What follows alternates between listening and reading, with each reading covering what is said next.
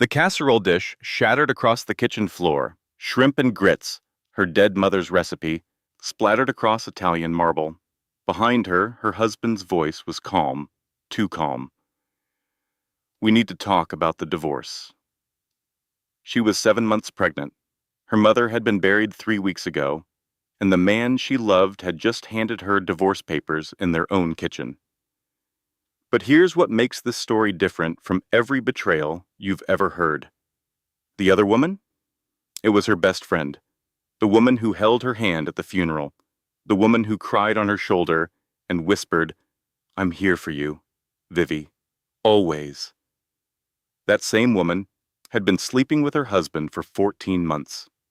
And they'd been planning this together, waiting for her mother to die so they could make their move. He called her a nobody, said she wouldn't fight, offered her a studio apartment and $12,000 a month. From a man worth $800 million. What he didn't know, what nobody knew, was that her mother, the humble piano teacher, who clipped coupons and drove a 15-year-old car, had been secretly sitting on $4.2 billion. And she left every single penny to her pregnant daughter.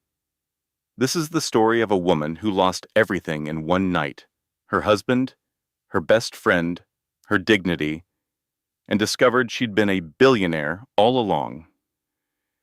But the real inheritance wasn't the money. It was something no one could ever take away. Stay with me. This one will stay with you long after it ends. Lesson and meaning. This story carries a truth that every woman needs to hear. Your worth was never determined by the person who left you. It was never measured by the ring on your finger or the name on your mailbox. Sometimes the people closest to you will betray you. Sometimes the person you trusted most will be the one holding the knife. But betrayal doesn't define you. How you rise from it does. Eleanor Calloway raised her daughter with nothing. On purpose. Because she knew that a woman who learns her own strength in the dark will never be afraid of the light. This story is for every woman who has ever been called a nobody, who has ever been underestimated, who has ever sat on a kitchen floor picking up broken pieces and wondering if she would ever feel whole again. You were never small. You just didn't know how tall you stood. If this story touched something in you, if you felt that fire, that anger, that hope, then you're exactly who this channel was made for. We tell stories about women who refuse to stay broken, women who rise, women who remember who they are. If you haven't already, tap that subscribe button and turn on notifications so you never miss a story. Leave a comment and tell me. Have you ever discovered your own strength in your darkest moment? I read every single comment, and your stories inspire the next ones we tell. Hit that like button. Share this with a friend who needs to hear it today. And if you want more stories like this, check out the video on your screen right now. I picked it just for you. Now let's begin. The casserole dish slipped from Vivian's hands and shattered across the kitchen floor. Behind her, Grant's voice was calm, too calm. We need to talk about the divorce. The word hung in the air like smoke. Divorce.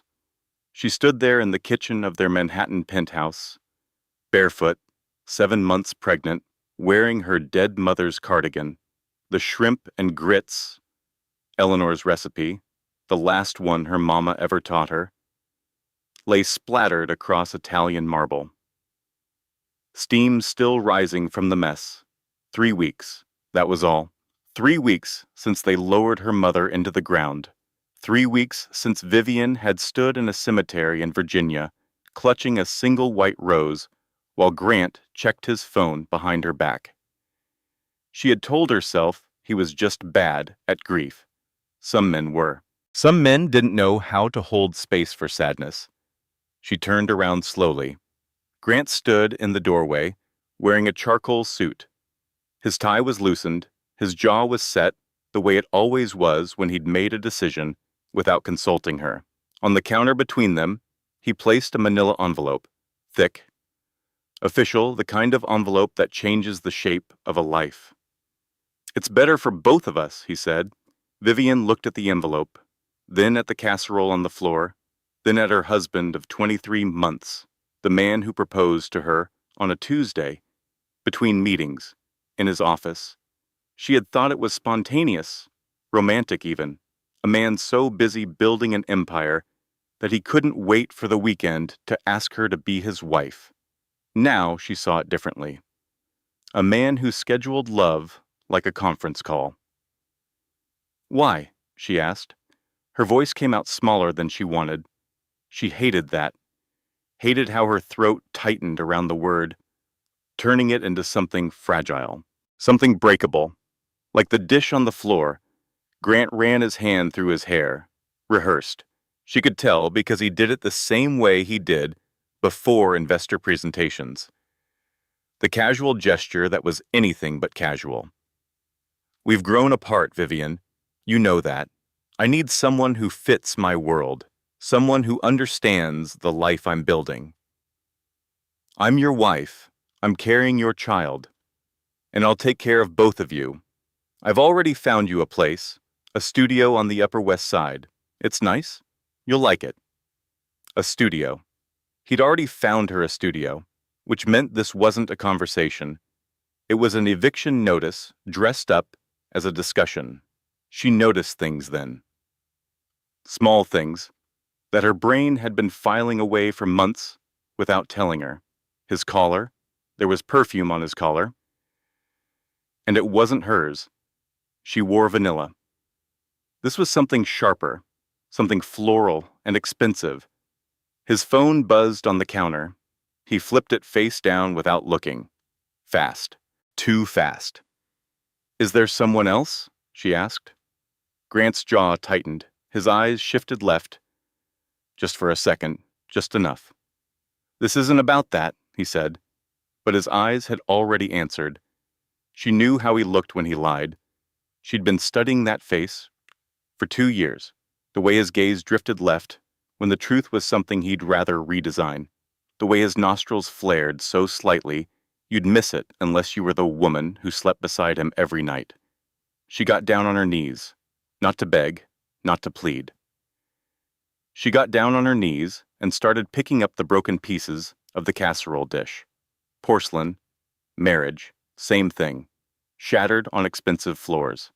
She gathered the shards carefully, cupping them in her palms, pressing them together as if they might somehow reassemble themselves into something whole. The baby kicked, hard, right beneath her ribs, as if to say, I'm still here, even if he isn't. Grant watched her for a moment, then he straightened his tie. I'll give you the weekend, he said, to process, to pack. He walked out. His shoes clicked against the marble. The front door opened, closed, the lock turned, and Vivian was alone in a penthouse that had never felt like home. She sat on the kitchen floor for a long time, her pregnant belly pressed against her thighs. A shard of porcelain sat in her palm, smooth on one side, jagged on the other. She could feel the grits drying on the marble beneath her, could smell the shrimp and butter and Old Bay seasoning mixing with the lavender candle she'd lit earlier. Her mother's scent. Lavender. Always lavender. Her phone rang. She looked at the screen. Delaney Archer, her best friend since freshman year at the University of Virginia. The woman who held her hair back after too many margaritas on her 21st birthday. The woman who cried at her wedding. The woman who sat with her in the hospital room when Eleanor's heart stopped. Hey, babe, Delaney's voice said through the speaker. Warm, familiar, concerned. How are you holding up? Want me to come over? Vivian almost said yes, almost opened her mouth and let the word tumble out, the way she'd done 1,000 times before. Yes, come over. Bring wine. Bring chocolate. Bring your shoulder and your laugh and your ability to make everything feel survivable. Almost, but something stopped her. Something in the timing. Something in the way Delaney's call came exactly 11 minutes after Grant walked out the door, as if she'd been waiting, as if she knew. Maybe, Vivian said. I'll think about it. She hung up, set the phone on the floor beside her, pressed her palm against her belly where the baby was turning somersaults. It's you and me now, little one, she whispered. She didn't know it yet, couldn't have known, but the phone call she almost answered would have been the cruelest part of all. Morning came whether she wanted it to or not. Vivian hadn't slept. She'd moved from the kitchen floor to the nursery sometime around midnight, drawn there by something she couldn't name. The room was pale yellow, soft. She'd painted it herself, 5 coats over a weekend, while Grant was in Chicago, closing a deal. The crib sat beneath the window, assembled with her own hands and a YouTube tutorial because Grant said he'd get someone to do it, and then never did. She sat in the rocking chair she'd bought at a flea market in Brooklyn. It creaked when she leaned back, a familiar sound, a safe sound. She rocked and replayed the conversation in her mind, every word, every pause, every rehearsed gesture. 23 months of marriage. He proposed on a Tuesday. Who proposes on a Tuesday? A man who checks a box, a man who slots a wife into his calendar between lunch with investors and a 4 o'clock tea time. She picked up her phone, scrolled to her mother's contact. Eleanor Calloway. She pressed call before she could stop herself. It rang once, twice, 3 times, 4. You've reached Eleanor. Leave something lovely. Her mother's voice, warm as bread, steady as rainfall. Vivian hung up, pressed call again, just to hear her. One more time. You've reached Eleanor. Leave something lovely. She held the phone against her chest, closed her eyes. The baby kicked gently, as if trying to comfort her from the inside. By 9 o'clock, she'd made a decision. Not a big one. Not the kind of decision that changes everything.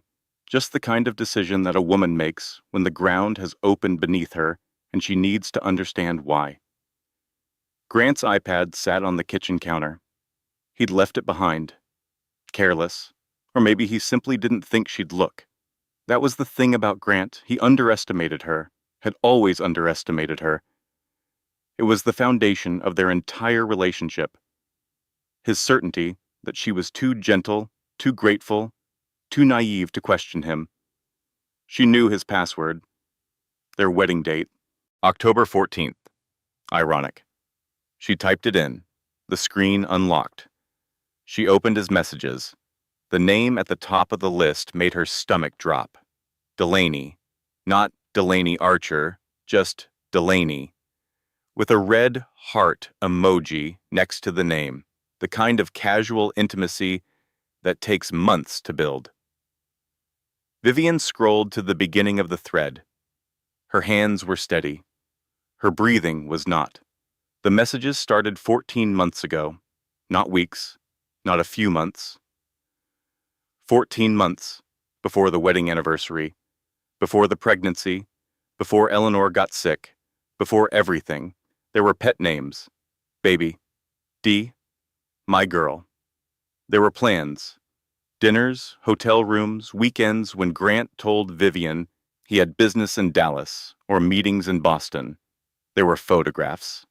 Delaney in lingerie, posing in what Vivian recognized as Grant's corner office. The one with the view of Central Park. The one where he'd proposed to her on that Tuesday. She kept scrolling. The messages got worse. One from Delaney, dated the day of Eleanor's funeral.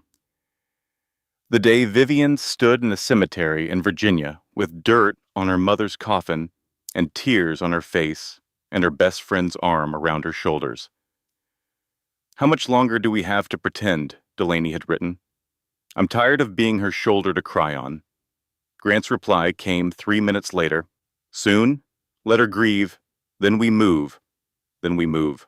Like Vivian was a piece of furniture to be relocated.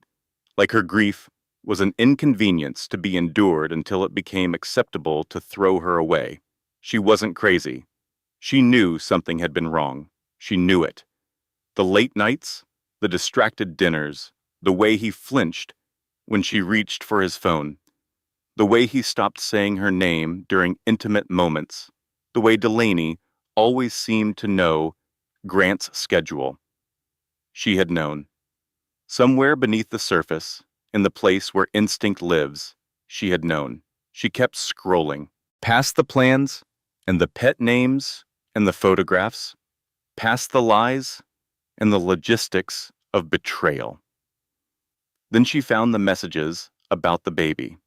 Grant's words, typed in the flat gray bubbles of a text message. She can have custody. I don't want the kid complicating things. Delaney's response? A laughing emoji. A laughing emoji. Her best friend. Her unborn child. A laughing emoji. Vivian's hands shook so badly the iPad slipped from her fingers. She caught it against her belly. The baby kicked. Hard. Right where the iPad pressed against her skin. As if the child already knew. As if the child was already fighting. She locked the iPad, unlocked it, locked it, unlocked it, as if the messages might rearrange themselves into something survivable, as if she might scroll through one more time and find a different version. A version where her husband loved her. A version where her best friend was actually her best friend. A version where the laughing emoji was about something else, anything else. But the words didn't change. They never do. She called Delaney, not to confront her. She wasn't ready for that. She called because she needed to hear the voice, needed to measure it against what she now knew, needed to understand how a person could sound so warm while being so cold. "Hey, Viv," Delaney said. "I was just thinking about you. You shouldn't be alone right now. Come stay with me. I'll make up the guest room. We'll watch those terrible movies you love and eat ice cream straight from the carton." Every word was a knife now, each one precisely placed. The concern in Delaney's voice, the warmth, the familiarity. It was all performance, Oscar-worthy performance from a woman who had been sleeping with Vivian's husband for over a year while holding her hand through her mother's death. "Maybe," Vivian said. "I'll think about it." The same words as last night, but this time they tasted different. This time they tasted like a door closing. She hung up, walked to the bathroom, gripped the sides of the sink and threw up. Not morning sickness. She was past that. This was something else entirely.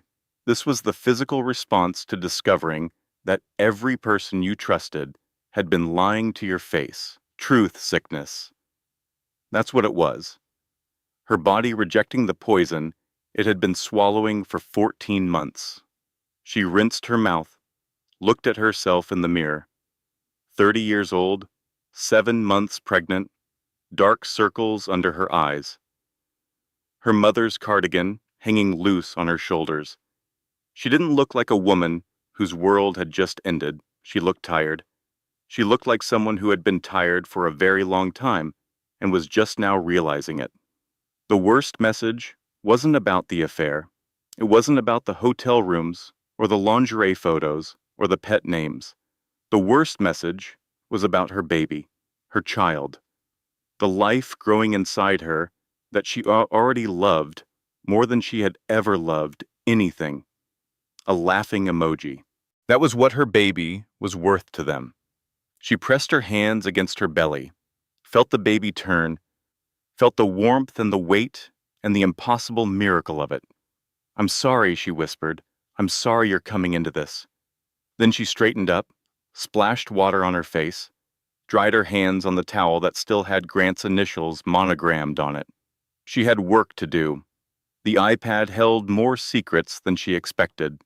Vivian had spent the night reading, not the romance novels she kept on her bedside table, not the baby books stacked beside the crib. She spent the night reading the digital trail of her husband's betrayal. And what she found in the early hours of the morning changed everything. A folder labeled Prenup Review, hidden in Grant's email app. Inside were messages between Grant and his attorney, a man named Douglas Keller, at a firm on Park Avenue. The thread went back to just after the wedding. Douglas had written, Grant, the prenuptial agreement was never properly filed with the court. We need to rectify this immediately. Without a valid filing, the agreement is unenforceable. Grant's reply, I'll handle it. A follow-up from Douglas 2 months later. Grant, this is urgent. The prenup remains unfiled. If this isn't addressed, Vivian would be entitled to equitable distribution under New York law. Grant's reply, she's a nobody. She won't fight. Drop it. She's a nobody. She won't fight. Vivian read those words 3 times. Each time they cut differently. The first time, they cut like surprise. The second time, like recognition. The third time, like gasoline hitting a spark she didn't know she had. Without a valid prenuptial agreement, she was entitled to half of Grant's estate. $800 million.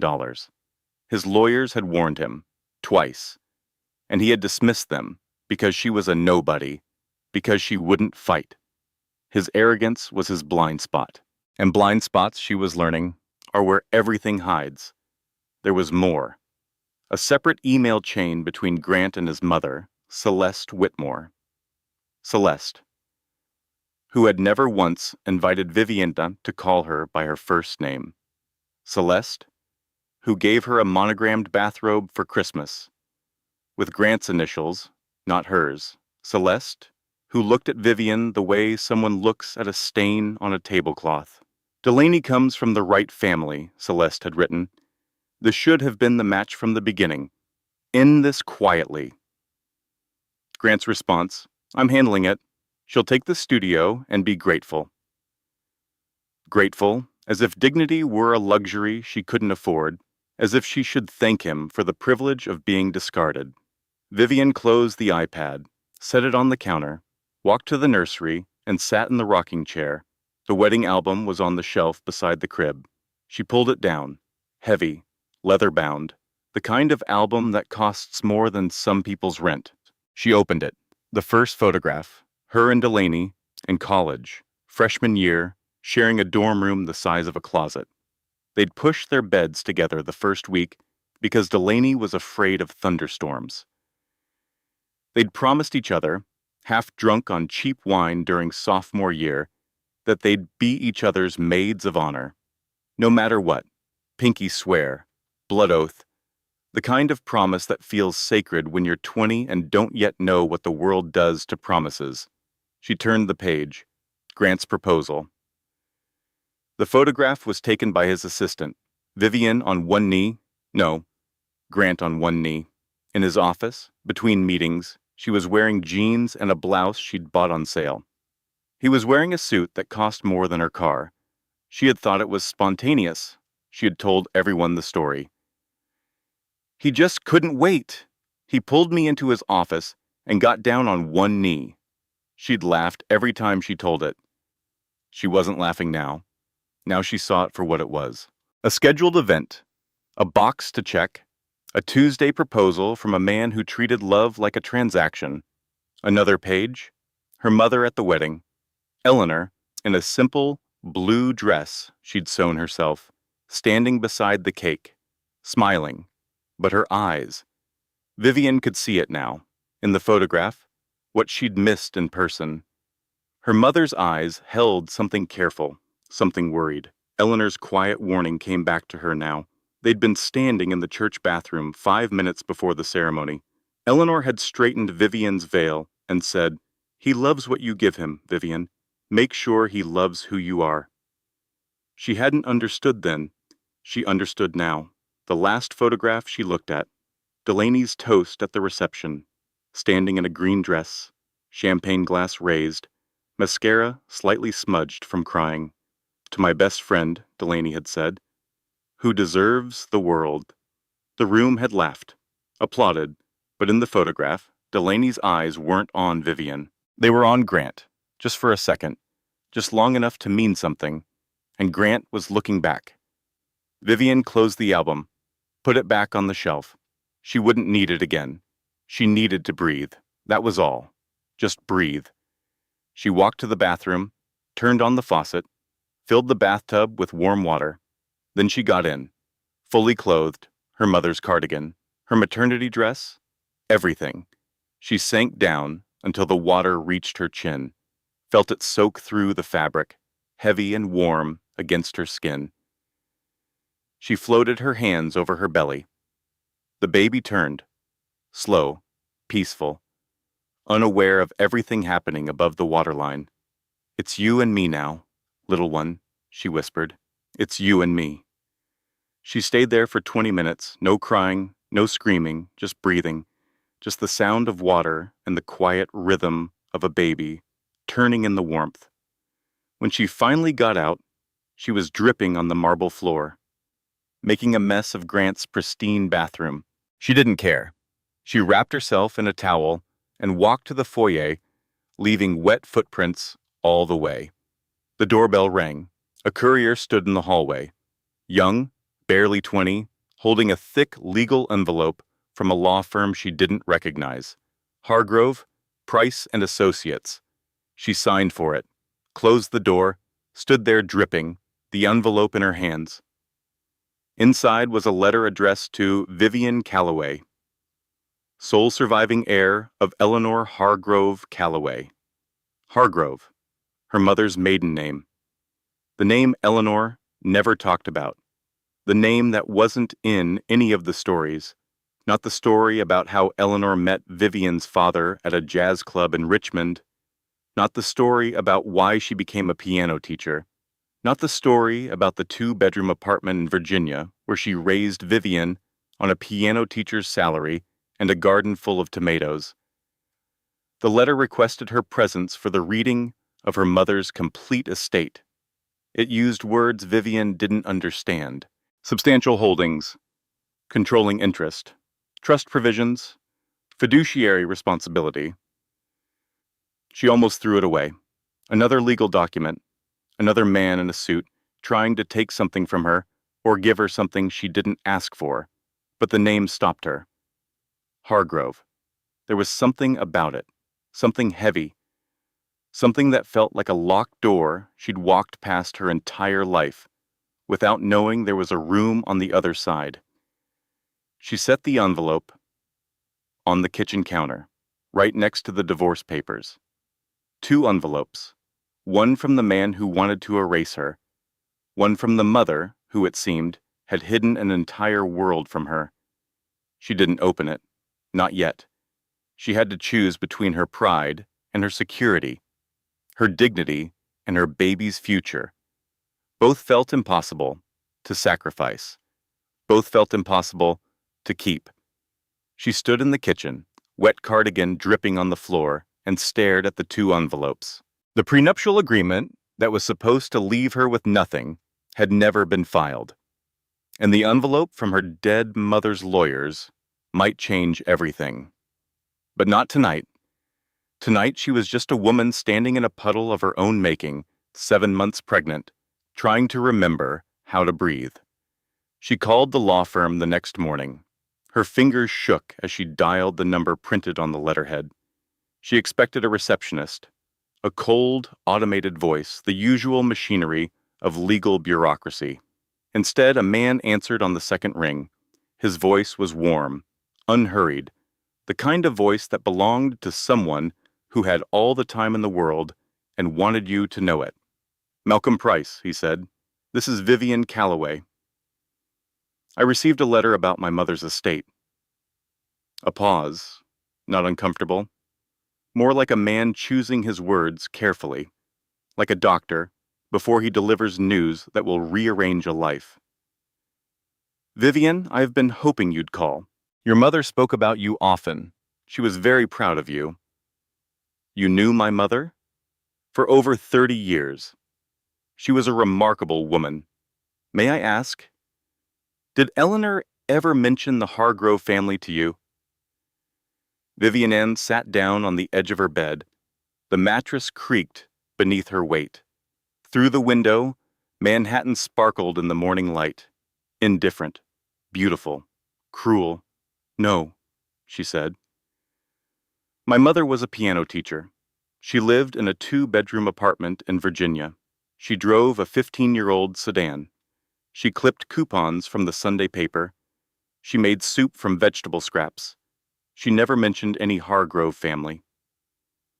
Malcolm Price was quiet for a moment. Then he spoke, and the words he said dismantled everything Vivian thought she knew about her own life.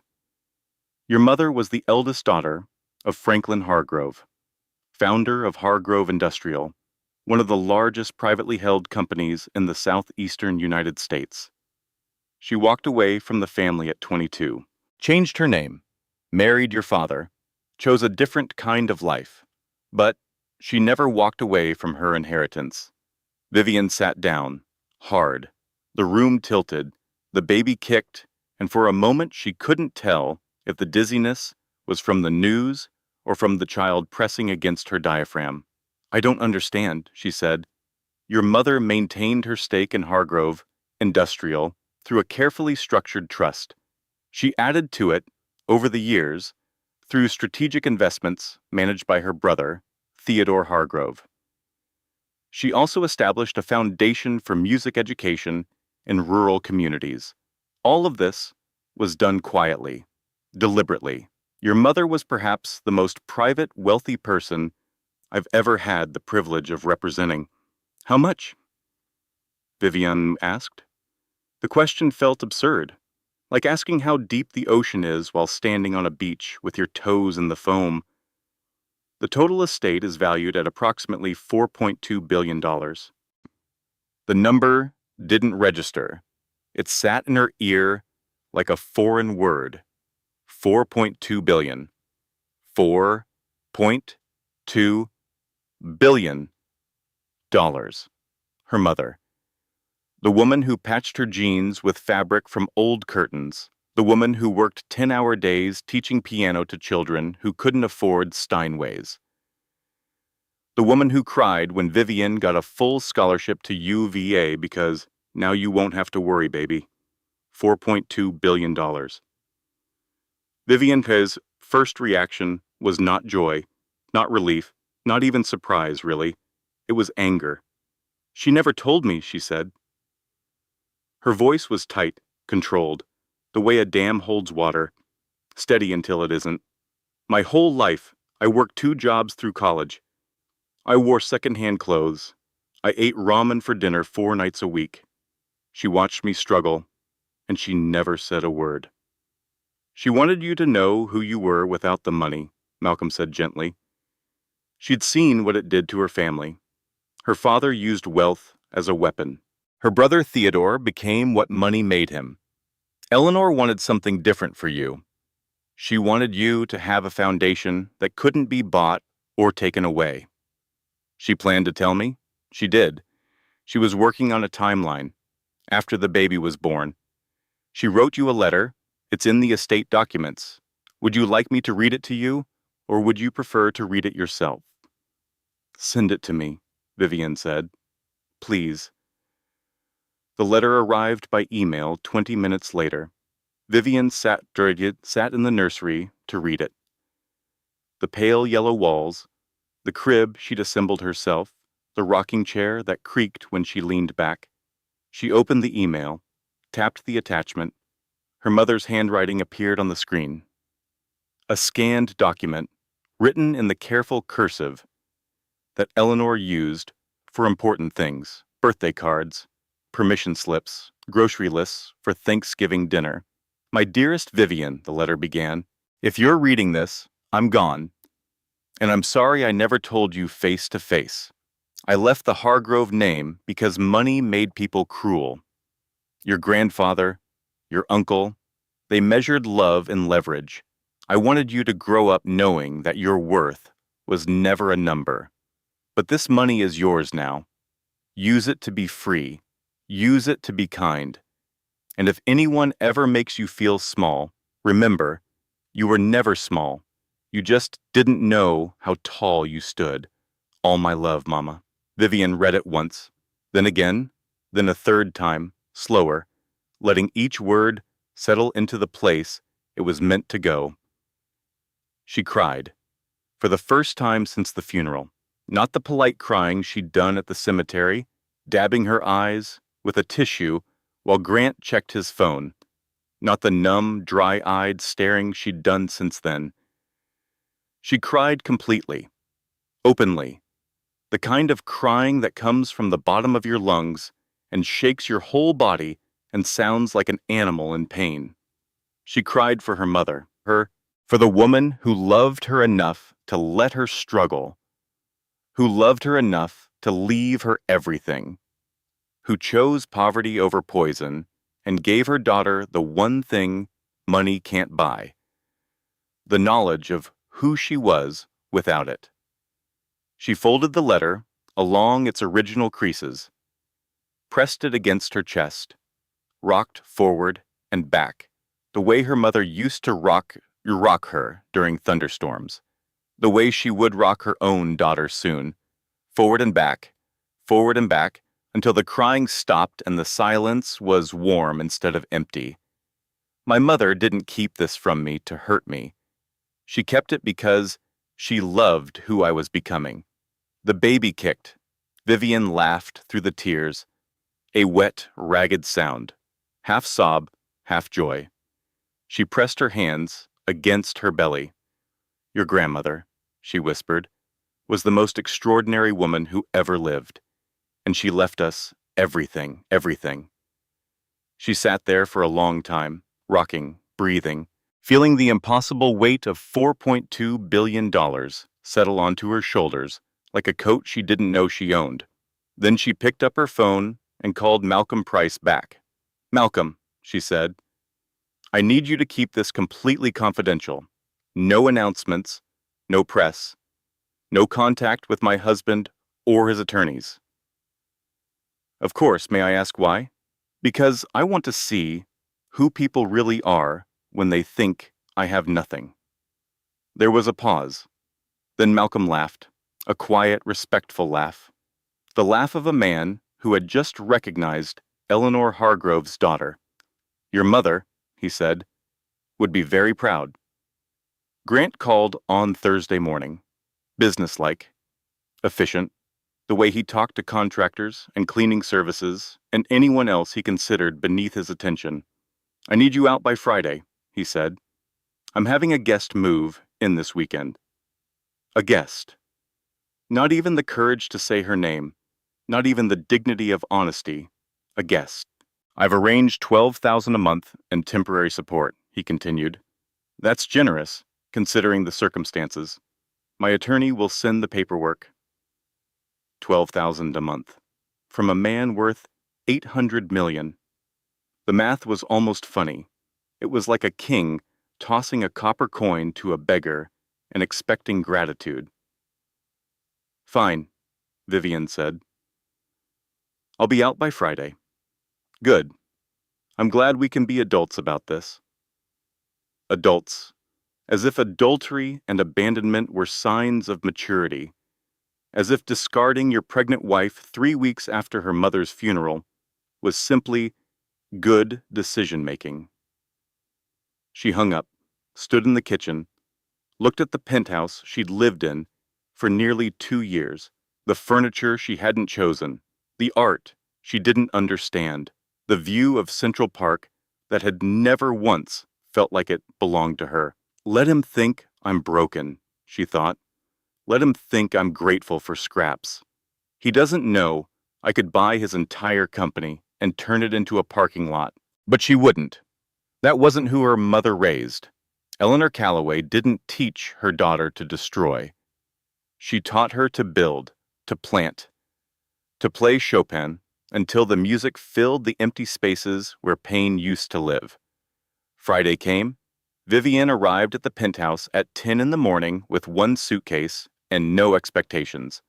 What she found was worse than anything she'd imagined. Delaney was there, in the penthouse, wearing Vivian's robe, the white silk one with the lace trim that Eleanor had given her for Christmas 2 years ago. drinking coffee from Vivian's mug, the blue ceramic one with the chipped handle that said "World's Okayest Mom." A gift from her coworker at the nonprofit, where she'd volunteered before the pregnancy. The audacity was breathtaking. Not just the affair, not just the lies, but the casual possession. The way Delaney stood in Vivian's kitchen, in Vivian's clothes, drinking from Vivian's cup, as if she'd already moved in, as if Vivian was the guest. "Vivi," Delaney said. She set down the mug and moved toward her with arms open, the hug pose, the comfort stance, the best friend choreography they'd performed 1,000 times. "I'm so sorry. I never meant for this to happen. I know this must be so hard for you." The words were perfect. The tone was impeccable. If Vivian hadn't read the messages, she might have believed them. She might have fallen into that hug and cried on that shoulder and never known that the shoulder belonged to the woman who was sleeping with her husband and laughing about her baby. "When did it start?" Vivian asked. Her voice was flat, steady, a pond in winter. Delaney's face flickered, just for a second, a crack in the porcelain. "What do you mean? When did what?" 14 months. I read the messages. The color drained from Delaney's face. Then it came back. Different. Harder. The transformation was instant, like watching someone remove a mask they'd forgotten they were wearing. "Fine," Delaney said. Her voice changed too. The warmth evaporated. What was underneath was sharp and dry and cold. "You want the truth? He was never really yours. We connected on a level you couldn't reach. I'm sorry you had to find out this way, but honestly, you should have seen this coming." "I deserved better than this," Vivian said. Not a question, not a plea, a statement of fact, delivered the way you state that water is wet or the sky is blue. "I deserved better than both of you." Grant walked in then. He'd been in the bedroom, heard the confrontation, entered the kitchen with the confidence of a man who owns the building and everyone in it. "Let's not make this ugly, Vivian," he said. Vivian, her full name, not Vivi, not Honey, not even Hey. Vivian. Clinical. Distancing. The name you use for someone you're removing from your life. He stood next to Delaney, shoulder to shoulder, a united front. The husband and the best friend standing together in Vivian's kitchen, wearing Vivian's robe, asking Vivian not to make things ugly. She looked at them for a long moment, studied them, the way they stood, the way Grant's hand found the small of Delaney's back, the way Delaney leaned into him, possessive and performative. They looked like a couple, a real couple, and that was the thing that hurt the most. Not that it was happening, but that it had been happening for so long that they'd already become comfortable. Vivian packed one suitcase. She left behind the jewelry, the designer clothes, the shoes that cost more than her mother's monthly rent. She left behind everything Grant had given her because none of it was really hers. None of it had ever been hers. She took 4 things: her mother's cardigan, the baby's first ultrasound photo, Eleanor's cast iron skillet, and the estate letter from Hargrove, Price, and Associates. The doorman, Roberto, stood by the elevator with his hands clasped. He'd known Vivian for 2 years, had carried her groceries, had told her jokes in broken English, while she waited for cabs. He looked stricken. "Mrs. Whitmore," he whispered. "You deserve much better." She squeezed his hand. "I know, Roberto. I finally know." The elevator doors closed. The numbers descended. 27, 26, 25. Each floor a layer of a life she was leaving behind. By the time she reached the lobby, she was no longer Grant Whitmore's wife. She was Vivian Calloway, Eleanor's daughter, and she was done being small. She sat in her car in the parking garage for a long time. Didn't start it, just sat, hands on the wheel. The leather was cool against her palms. The baby kicked against the seatbelt. Through the windshield, she watched people walk past, couples holding hands, a woman pushing a stroller, an old man walking a small dog, everyone carrying something invisible, everyone moving forward. She did what she always did when the world fell apart. She packed one suitcase, left behind everything that could be replaced, took only what couldn't be bought. She started the car, pulled out of the garage, merged into traffic, and drove south, to Virginia, to her mother's empty apartment, to the only place that still felt like home. The apartment smelled like lavender and lemon furniture polish. Vivian stood in the doorway and breathed it in. The scent was so strong, so immediate, that for one impossible second, she thought her mother was still alive, that Eleanor was in the kitchen, humming Chopin, wiping down the counter with the yellow cloth she'd used since Vivian was a child. But the apartment was empty. The stillness confirmed it.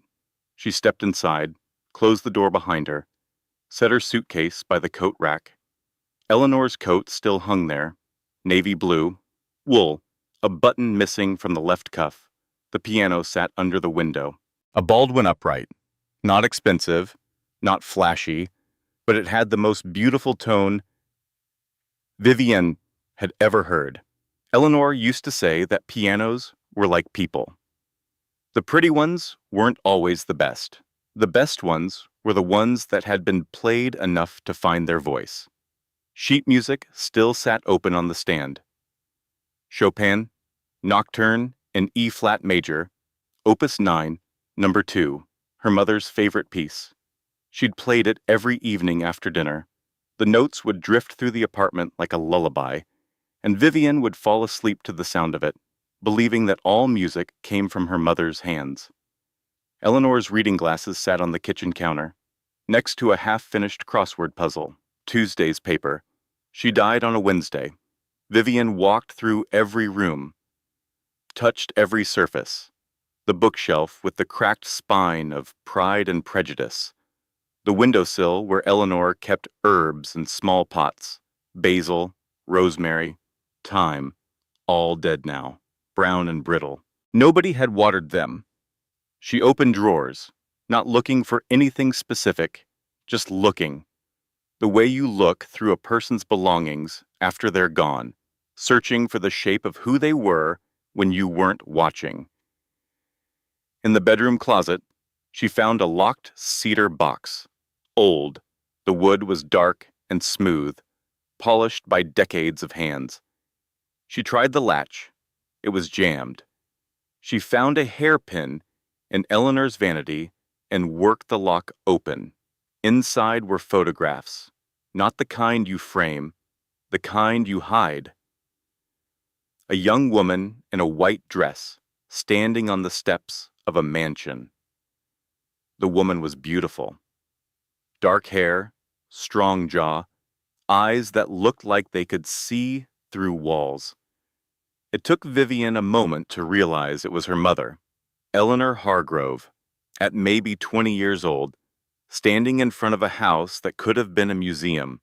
Columns, fountains, a circular driveway with a car that cost more than most houses. Behind her, a man in a suit, stern, silver-haired, stood with his hand on a younger man's shoulder. Her grandfather, her uncle, the family Eleanor had walked away from. Beneath the photographs, a society page clipping from 1978. Eleanor Hargrove, debutante at the Richmond Cotillion. Her mother, in a white gown, gloves to her elbows, smile to her ears. She looked like a princess. She looked like someone Vivian had never met. Her mother was a debutante. The woman who taught her to make soup from vegetable scraps had once worn white gloves to cotillion. The woman who drove a 15-year-old sedan had once stood on the steps of a mansion. The woman who clipped coupons had been worth billions. Vivian sat on the closet floor and held the photographs against her chest. She didn't cry. She was past crying. She was in the place beyond tears, where the body is too exhausted for expression and the mind is too full for thought. Night fell. The apartment had no heat. Eleanor had been frugal even in death. The thermostat was set to 55. Vivian turned it up, but the old furnace groaned and coughed and produced only a lukewarm sigh. She wrapped herself in every blanket she could find. Her mother's quilt, a wool throw from the couch, the Afghan that Eleanor's book club had knitted one winter. The baby was restless, turning, pressing, kicking in patterns that felt urgent. At 2 in the morning, the contractions started. They came fast, sharp, like a fist clenching inside her. She lay on her mother's bed, knees pulled up, hands on her belly, and tried to remember everything she'd read about Braxton Hicks' contractions. Practice contractions. The body rehearsing for the real thing. Not dangerous. Not at 7 months. Not usually. But alone, in a cold apartment, with no one to call and no one to hold her hand. Not usually felt like possibly. And possibly felt like certainly. And certainly felt like the end of the world. She was completely alone. No husband, no best friend, no mother. In a cold apartment surrounded by a dead woman's things, with a baby trying to arrive 2 months early and not a soul in the world who knew where she was. She called the only number she could think of. Dr. Nadia Harmon's emergency line, her OBGYN, the woman who had guided her through every ultrasound, every blood test, every anxious question about what was normal and what wasn't. "Dr. Harmon," said the voice on the other end. Clear, calm, professional. "It's Vivian Calloway. I'm having contractions. I'm only 7 months. I'm alone. Okay, Vivian. Listen to me. I need you to breathe slowly. In through your nose, out through your mouth. Count to 4 on each breath. Can you do that for me?" She did. In, 2, 3, 4. Out, 2, 3, 4. The contractions eased. Not gone, but softer, the fist unclenching. "Good," Dr. Harmon said. "You're doing great. These sound like Braxton Hicks. Your body is practicing. The baby is safe. You're safe. But I want you to come in tomorrow morning so we can check everything. Can you do that?" "Yes," Vivian whispered.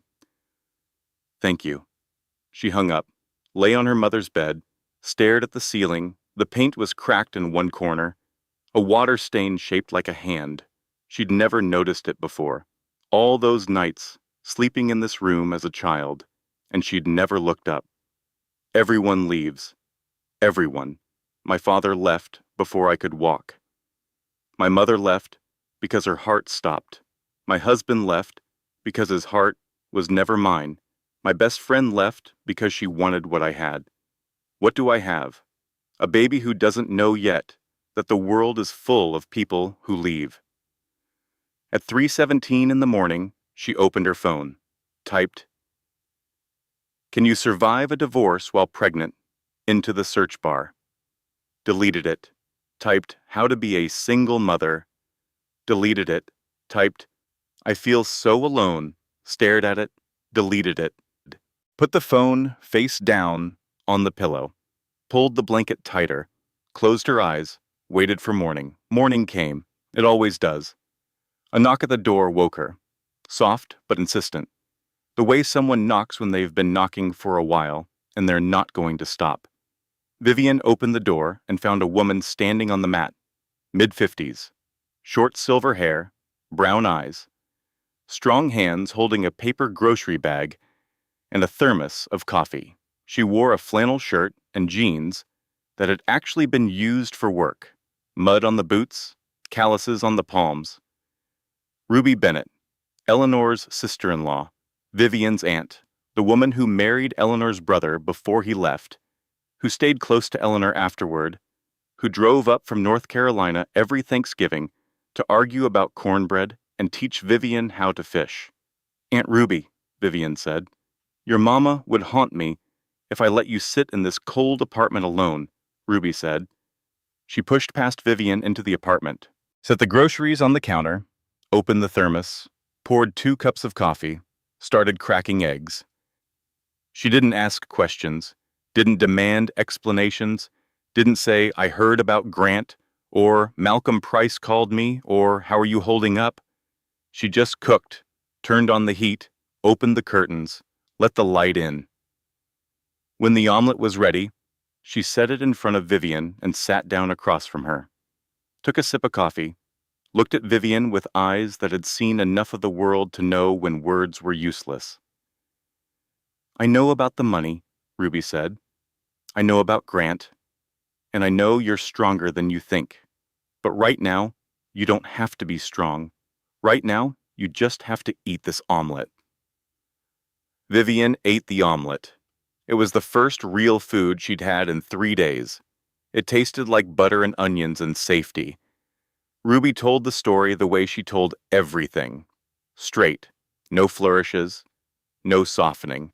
They sat at Eleanor's kitchen table with 2 cups of coffee, and Ruby laid out the history of the Hargrove family like a woman laying out cards. Face up. All of them. "Your grandfather, Franklin Hargrove, built Hargrove Industrial from nothing," Ruby said. "Started with a machine shop in Roanoke. By the time he was 50, he owned factories in 6 states. He was brilliant, he was ruthless, and he used money the way some men use fists." Vivian listened. The baby was quiet, as if listening too. "Your grandmother, Alice, stayed because that's what women did then. She smiled at parties and took pills to sleep and never once spoke above a whisper in her own house. Eleanor was the oldest of 3 children. Your uncle Theodore was the middle. Your Aunt Patricia was the youngest. Patricia died young, car accident. Or at least, that's what the papers said." Ruby paused, took a drink of coffee. Eleanor was different from all of them. Smart, kind, but suffocated. Franklin wanted her to marry a banker's son from Richmond. A merger disguised as a wedding. Eleanor said no. Franklin cut her off, publicly, at a dinner party, in front of 40 people, told her she'd be nothing without the Hargrove name. And she left, Vivian said. She left that night, 22 years old, took nothing but a suitcase and her piano books, changed her last name, got a job teaching music at a public school in Arlington, met your father at a jazz club, married him 6 months later, had you. Your father left when you were a baby. Eleanor raised you alone. And the money? Here's the thing about your mother, Ruby said, leaning forward. She was gentle, but she was no fool. She never renounced her inheritance. Legally, she couldn't be cut off. Franklin had structured the trust to be irrevocable. So the money sat there, growing, and Eleanor let it grow. She made investments, quiet ones, smart ones. Theodore managed them grudgingly because the trust required family oversight, and Eleanor was still family, whether Franklin liked it or not. She built a foundation, Vivian said. She'd read this in Malcolm's documents. The Eleanor Callaway Foundation, Music Education in Rural Communities, $200 million endowment. She funded it anonymously. Nobody knew. The kids who learned piano from those programs, the teachers who got instruments for their classrooms, none of them knew that the woman behind it all lived in a 2-bedroom apartment and drove a 15-year-old sedan. Ruby smiled. It was the kind of smile that held both pride and sadness in equal measure. She was the richest piano teacher in America, Ruby said, and the happiest woman I ever knew. The doorbell rang. Malcolm Price stood on the mat, tall, thin, gray at the temples. He wore a dark suit and carried a leather briefcase that looked like It had seen decades of important conversations. He shook Vivian's hand with both of his, held it a moment longer than necessary. "You look like her," he said simply. They sat at the table, Vivian, Ruby, and Malcolm opened his briefcase. The documents were dense. Legal language. Numbers with too many zeros. But Malcolm walked her through it with patience and precision. The inheritance, the full scope. Written out in black ink on white paper. Controlling interest in Hargrove Industrial. Worth approximately $2.8 billion. Factories, distribution centers, supply chains stretching across the Southeast, real estate holdings across 6 states, worth approximately $900 million. Office buildings, shopping centers, apartment complexes, land, an art collection valued at $300 million. Paintings by artists whose names Vivian recognized from museum visits with her mother. Eleanor had never said she owned them. The Eleanor Callaway Foundation. $200 million endowment. Funding music programs in 300 schools across 12 states. And a trust, specifically structured for Vivian's children. Activated upon birth. $4.2 billion total. Left by a woman who mended her own clothes and grew tomatoes on a fire escape. "There's one more thing," Malcolm said. "Your uncle, Theodore Hargrove, would like to meet you. He's been estranged from Eleanor for decades, but he honored every financial arrangement she made. He's 78 now. No children of his own. You're the last Hargrove heir. My mother gave me something more valuable than $4 billion, Vivian said quietly. She gave me a life where I learned who I was without it." Malcolm nodded. Ruby squeezed her hand. Then Vivian did something that would have confused Grant, something he wouldn't have understood in 1,000 years. She didn't call a real estate agent. She didn't call a private jet company. She didn't call anyone. She called Grant's lawyer.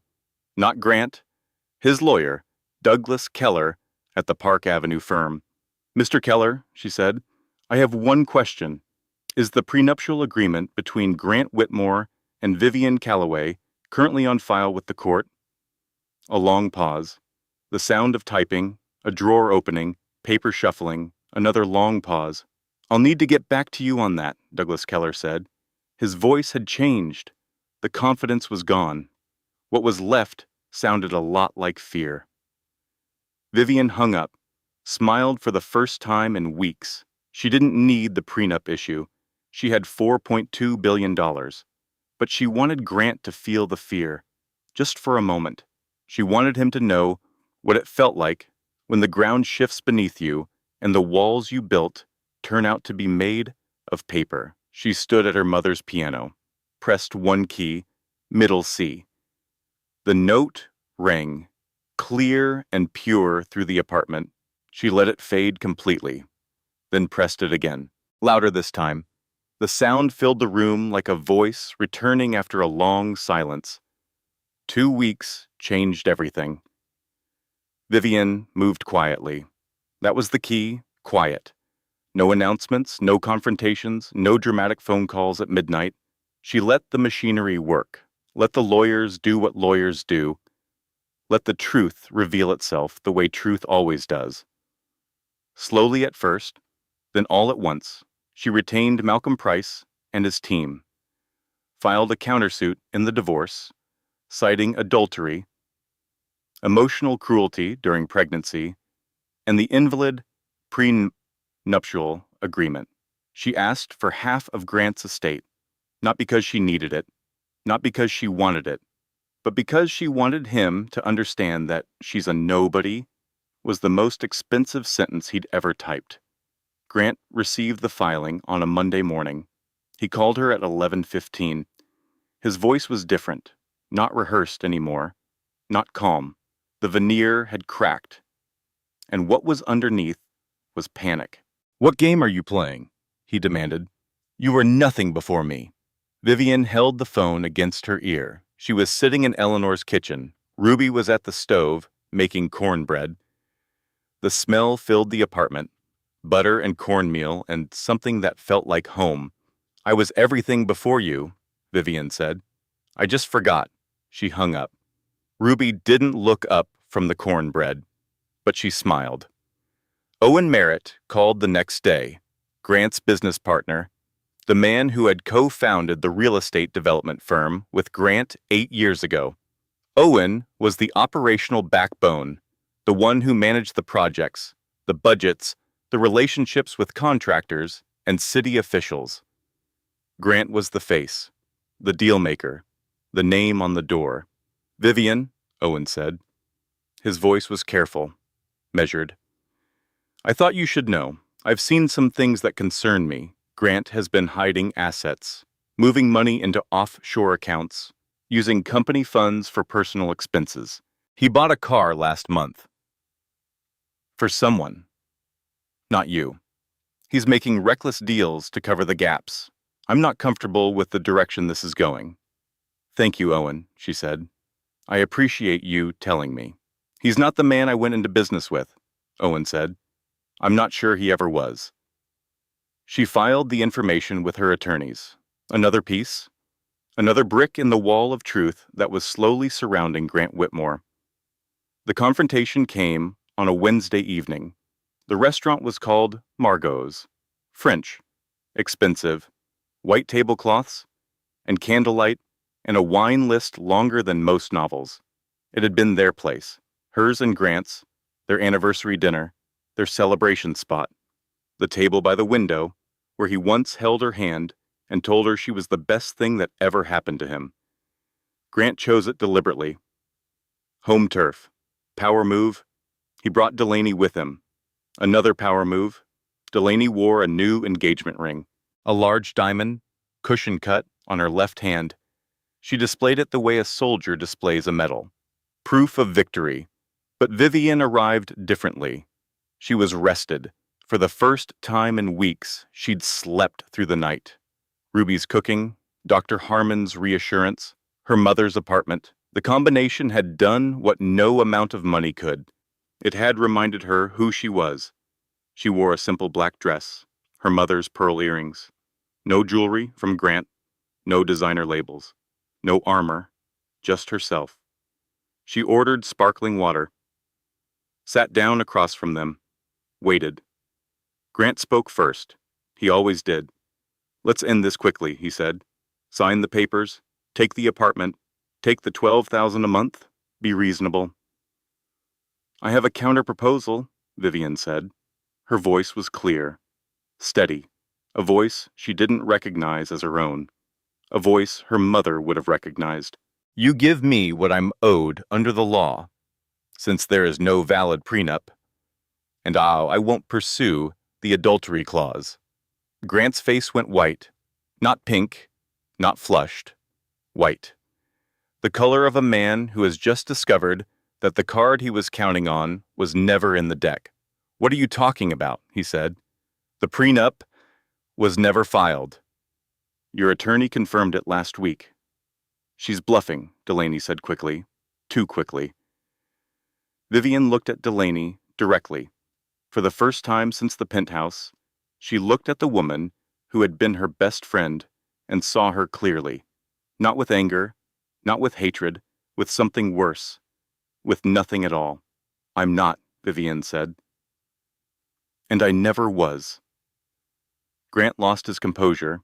His hand hit the table. The wine glasses trembled. The restaurant went quiet. Heads turned. A waiter approached nervously. Grant snarled at him, actually snarled, like a dog whose bone has been taken.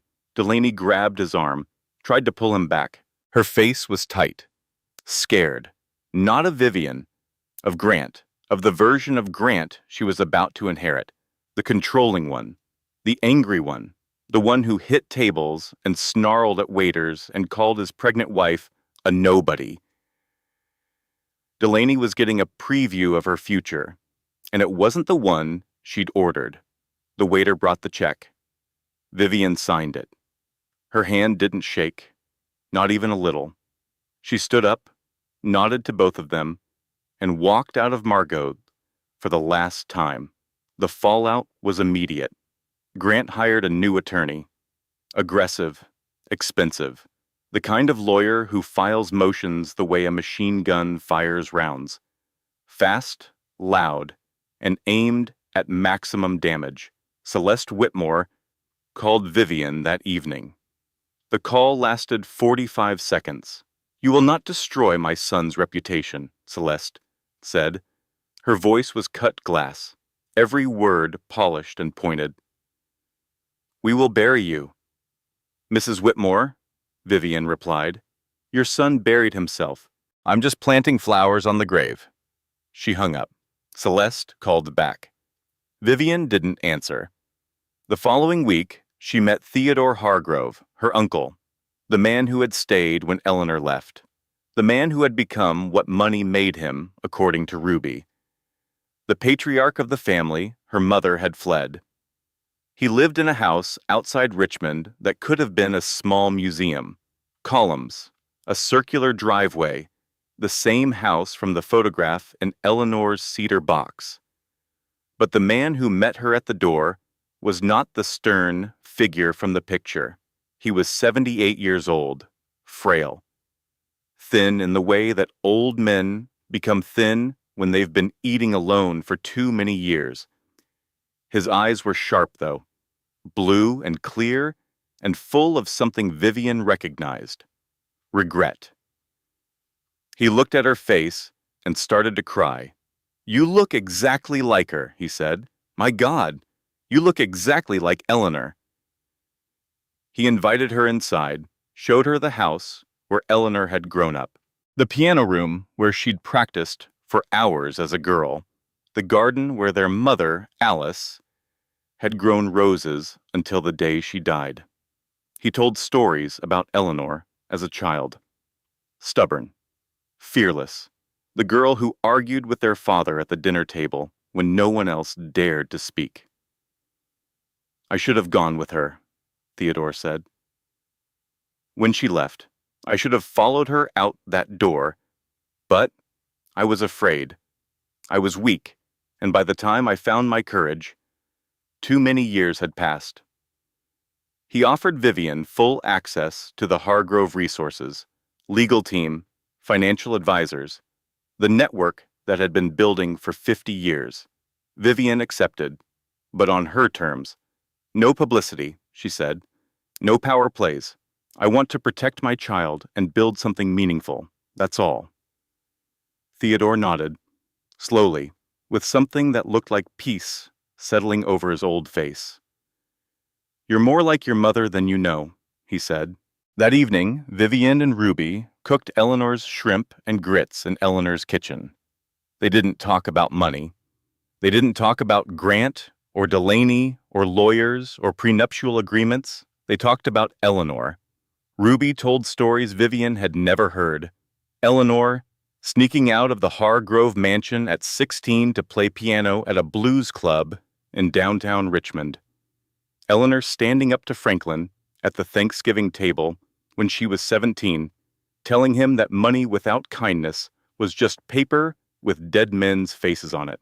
Eleanor choosing love over legacy, choosing struggle over cruelty, choosing a 2-bedroom apartment and a 15-year-old sedan and a daughter she could raise without poison. The kitchen filled with steam and laughter and the smell of butter and Old Bay seasoning. And for a little while, Eleanor was there. In the recipe, in the stories, in the warmth. Grant's world didn't collapse because of Vivian. That was the beautiful part. It collapsed because of Grant. Owen Merritt withdrew from their partnership quietly, filed paperwork on a Thursday, cited irreconcilable differences in business ethics. The press didn't cover it. The investors did. Without Owen's operational expertise, Grant's deals started unraveling. A luxury condo development in Brooklyn ran over budget by $40 million. A hotel project in Miami stalled when the contractor discovered that payments had been delayed. 2 major investors, the kind of old money families who valued reputation above returns pulled their capital after hearing about the divorce and the adultery. Celeste Whitmore's social circle began to whisper. In their world, divorce was common. Infidelity was expected. But doing it to a pregnant wife 3 weeks after her mother's funeral, that was a line even Manhattan's elite wouldn't cross. Not publicly, anyway. The invitations to benefits and galas started arriving with only Celeste's name. Grant's was quietly dropped. Delaney, meanwhile, was making her own discoveries. She had moved into the penthouse that Vivian had cleaned and decorated and filled with flowers. Delaney slept in the bed that Vivian had made every morning, used the kitchen that Vivian had stocked, wore the robe that Vivian had left behind. But the penthouse didn't feel the way she'd imagined. The view of Central Park was beautiful, but the apartment was cold, not temperature cold, something else. The silence was wrong. The spaces between words were too wide. Grant came home late and checked his phone at dinner and spoke to Delaney the way he'd spoken to Vivian, with the practiced warmth of a man who knew the words but not the music. He monitored her phone. She found out when he casually asked who she'd been texting at lunch. Not because he cared, because he needed to know, needed to control, needed to own every conversation the way he owned every building. He criticized her clothes, subtle at first. That dress is a bit much, don't you think? Then, less subtle. You need to look the part, Delaney. We have a reputation to maintain. He was cold after arguments, silent for days, withdrawing affection like a banker freezing an account, punishing her with absence, the same technique Vivian had endured for 23 months. The technique that works because it makes you doubt yourself, makes you wonder what you did wrong, makes you smaller, inch by inch, until you fit inside the box he built for you. Delaney called Vivian on a Tuesday night, 11:30, crying. He's not who I thought he was, Delaney said. Vivian was sitting in her mother's kitchen. The baby was quiet. The apartment was warm. Ruby had fixed the furnace. A cup of tea sat on the counter, still steaming. Outside, the Virginia night was black and full of crickets. She listened. Didn't gloat. Didn't comfort. Just listened. The way you listen to a weather report about a storm you already survived. I know, Vivian said finally. I married him. She hung up, finished her tea, went to bed, slept through the night. The divorce settlement came 3 weeks later. Vivian's legal team presented the case methodically. The invalid prenup, the adultery, the emotional cruelty during pregnancy, the financial irregularities that Owen had documented, hidden accounts, unreported income, company funds diverted for personal use. The judge listened. The judge was sympathetic. The financial discovery revealed patterns that the court took very seriously. Grant's attorneys argued, objected, filed motions, but the evidence was clear and the law was unambiguous. Without a valid prenuptial agreement, Vivian was entitled to equitable distribution. Half of $800 million. But Vivian did something that no one expected. Not Grant, not his lawyers, not even Malcolm. At first, she didn't take half. She took what was fair for the baby. A generous child support arrangement, a college trust fund, healthcare coverage, and a clause that Grant would have no custodial rights unless he completed 6 months of therapy and demonstrated consistent involvement. That was all. She didn't take the penthouse, she didn't take the car, she didn't take the offshore accounts, or the art, or the vacation homes. Her attorney was baffled. You're leaving hundreds of millions on the table, he said. Malcolm understood. She's not punishing him with poverty, Malcolm said. She's punishing him with irrelevance. I don't need his money to prove I mattered. Vivian said. I matter because of who I am. My mother made sure of that. The news broke 2 weeks later, not because Vivian called a press conference, not because she leaked it to the media. It broke because action speaks louder than secrecy, and the actions Vivian took were too large to stay hidden. The Eleanor Callaway Foundation announced a major expansion, 50 new music programs in underserved schools across the South, a state-of-the-art music school in Eleanor's neighborhood in Virginia, a prenatal care clinic funded by a private donor. Vivian Callaway, a local reporter, connected the dots. A feature story appeared in the Richmond Times-Dispatch, piano teacher's daughter revealed as Hargrove industrial heiress. Then, the national outlets picked it up. The story had everything: a secret billionaire, a humble piano teacher, a pregnant wife betrayed, a fortune hidden for decades. It was the kind of story that America loves. The underdog who was never really under at all. Grant saw the news. He was in his office, alone. Owen was gone. The investors were gone. Celeste had stopped returning his calls. He sat at his desk and watched Vivian's face on the screen, and his own face turned gray. The color of a man who has just realized that the woman he called a nobody was worth 5 times more than everything he'd ever built. He called Vivian. She didn't answer. He called Malcolm Price. Malcolm's assistant answered. Ms. Callaway is unavailable, the assistant said. Permanently. Delaney saw the news too. She was sitting in the penthouse, in Vivian's robe, drinking from Vivian's mug. She watched the screen and felt something settle in her stomach like a stone. She had left a billionaire's wife behind to become a controlling man's trophy. The engagement ring on her finger, the cushion-cut diamond Grant had given her with such ceremony, suddenly felt very heavy. The news anchor mispronounced Hargrove, said it with a hard G instead of a soft one. Vivian didn't correct anyone. She was too busy assembling a crib, a new one, in a new room, in a new life. The baby came on a Sunday morning in October. Vivian woke at 4:15 to a pressure she'd never felt before.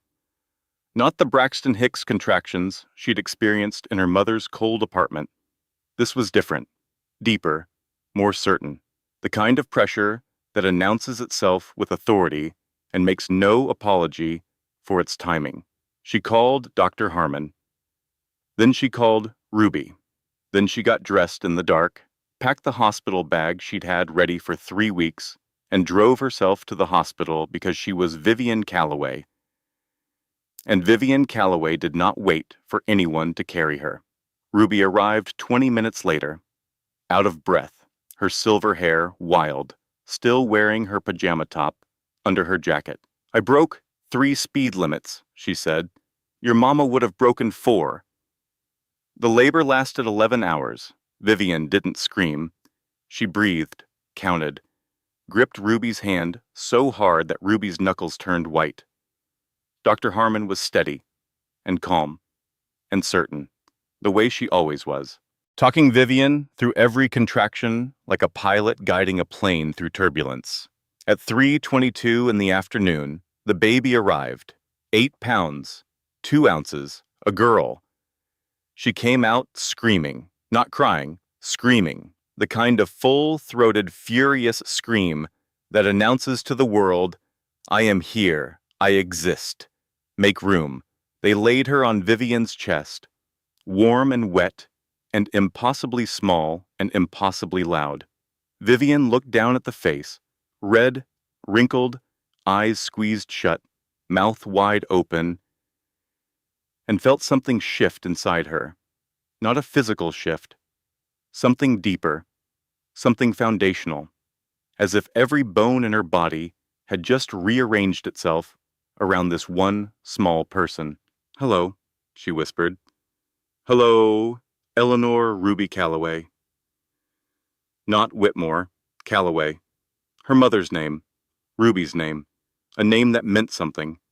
Ruby stood beside the bed, tears streaming down her face, laughing and crying and saying, "Oh, Eleanor, oh, you beautiful thing. Your grandmother would have been a mess right now. An absolute mess." Theodore Hargrove waited in the hallway. He had driven 3 hours from Richmond with a bouquet of pink peonies, Eleanor's favorite flower. He held them in his thin, trembling hands and waited patiently the way old men wait when they understand that some moments are not about them. When Vivian invited him in, he looked at the baby for a long time. His blue eyes, so sharp and clear an hour ago, went soft and wet. "She has Eleanor's hands," he said. And she did. Long fingers, strong, the hands of a piano player. Grant was notified. A text message from Vivian's attorney. Standard, professional, the information a father is entitled to. His response came 30 minutes later. One word. "Congratulations." Vivian read it, set the phone down, picked up her daughter, and did not respond. Owen Merritt sent a handwritten card. It arrived at the hospital the next day. "She's lucky to have you as her mother. Welcome to the world, Eleanor Ruby." Vivian pinned it to the nursery wall.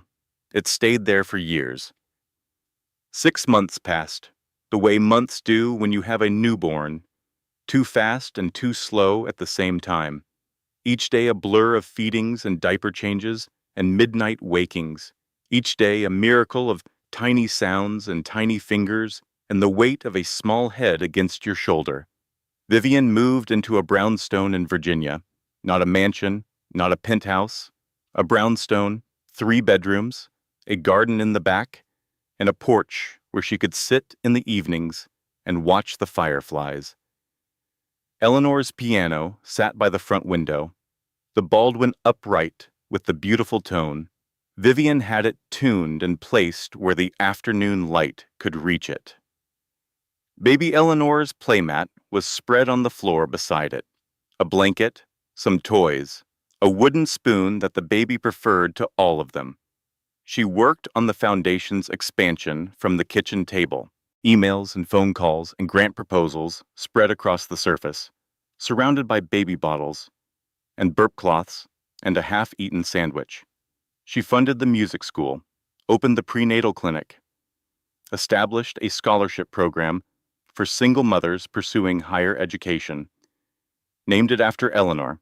Of course, everything was named after Eleanor. She ran into Delaney at a coffee shop on a Tuesday afternoon in April. She almost didn't recognize her. Delaney had lost weight, the wrong kind of weight, the kind you lose when stress eats you from the inside. Dark circles under her eyes, a brittle quality to her smile that hadn't been there before. She wasn't wearing the engagement ring. "Vivian," Delaney said. Her voice cracked on the second syllable. "Delaney." A silence. Long, long, full of everything that had happened and everything that hadn't been said. The coffee shop hummed around them. The hiss of the espresso machine, the murmur of conversations, the scrape of chairs on tile. Delaney opened her mouth, closed it, opened it again. Her eyes were wet. She started. Vivian held up her hand, gently, not with anger, not with coldness, with something that was beyond both. "I don't need an apology," she said. "I need you to learn from it."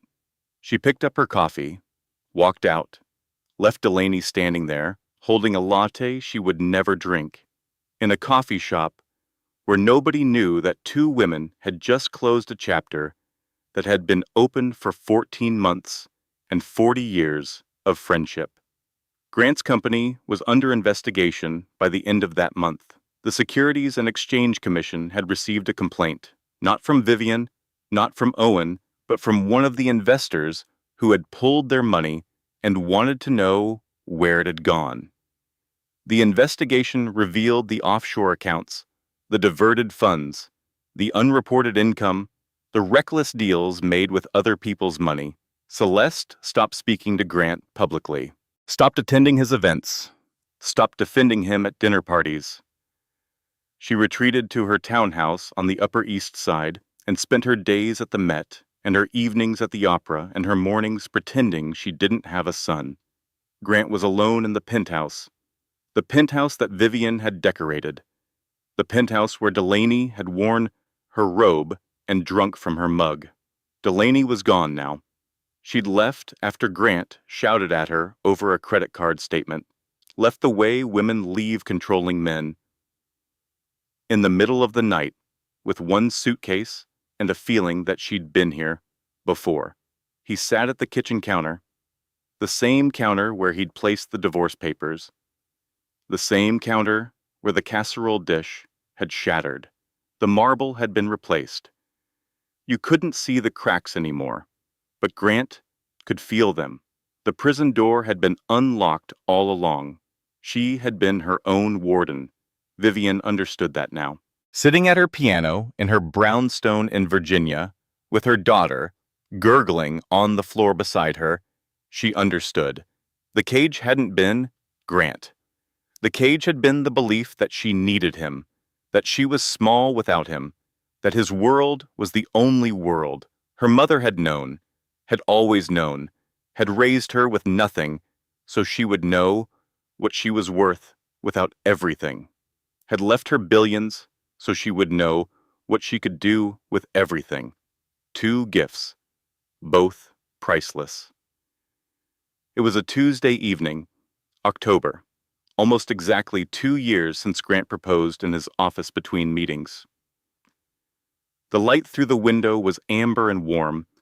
Baby Eleanor was in her high chair, banging a wooden spoon against the tray with the delighted focus of someone who has just discovered rhythm. Vivian was making shrimp and grits. Eleanor's recipe, the last recipe her mother ever taught her. The cast iron skillet, the only thing she took from the penthouse, sat on the stove, heavy and black and perfect. The shrimp sizzled. The grits bubbled. The kitchen smelled like butter and Old Bay and lavender from the candle on the windowsill. The doorbell rang. Malcolm Price stood on the porch, briefcase in hand, smile on his face. He held a folder of documents. The final transfer of the Hargrove Trust, the last signature needed to complete the transition. "Quite a view," he said, looking at the fireflies blinking in the garden. "My mother would have loved it here," Vivian said. They signed the papers at the kitchen counter, between the salt shaker and a sippy cup. $4.2 billion, transferred with a pen that cost $2, and a signature that took 3 seconds. The most ordinary act in the most extraordinary moment of her life. Malcolm left. Vivian washed the pen, put it back in the drawer, turned off the stove, plated the shrimp and grit, set one plate on the table and one small bowl of mashed sweet potato in front of baby Eleanor, who immediately smashed her hands into it and laughed. Vivian ate slowly, tasting every bite. The shrimp was perfectly seasoned. The grits were smooth. The cast iron skillet had done what cast iron skillets do. It had remembered every meal that had ever been cooked in it and added those memories to this one. After dinner, she washed the dishes, dried her hands on a towel that had no initials, picked up her daughter, held her against her shoulder, felt the weight and warmth of her, smelled the baby shampoo and the sweet potato and the clean cotton of her onesie. She walked to the piano, sat down on the bench, settled Eleanor on her lap. The baby reached for the keys with her long fingers, her grandmother's fingers. Vivian pressed middle C. The note rang through the brownstone, clear, pure, the same note it had always been, the same note it would always be. Middle C doesn't change. It doesn't lie. It doesn't leave. It rings true every time, no matter who plays it. Baby Eleanor stopped fidgeting, listened. Her eyes went wide. Vivian began to play. Chopin. Nocturne in E-flat major, Opus 9, Number 2. Her mother's piece, the piece that was open on the music stand the day Eleanor died. The piece that had drifted through a 2-bedroom apartment in Virginia every evening after dinner, filling the rooms with something that money could buy, but never create. She played with her eyes closed, the way her mother taught her. Feel the keys, Vivian. Don't watch them. Trust your hands. She trusted her hands. She trusted herself. Finally. The music filled the brownstone, floated through the open windows into the garden where the fireflies blinked, drifted down the street where neighbors sat on porches in the warm October air, traveled outward into a world that was large and complicated and often cruel, but that also contained, within its vastness, the sound of a piano played with love. The casserole dish was long gone, shattered, swept up, thrown away. But the recipe survived. Recipes always do. This content was carefully researched, developed, and manually edited by our team to deliver meaningful life lessons and authentic storytelling. Every character, every scene, and every emotional moment was crafted with intention. To entertain, to inspire, and to remind you that your story matters. Thank you for being part of this community.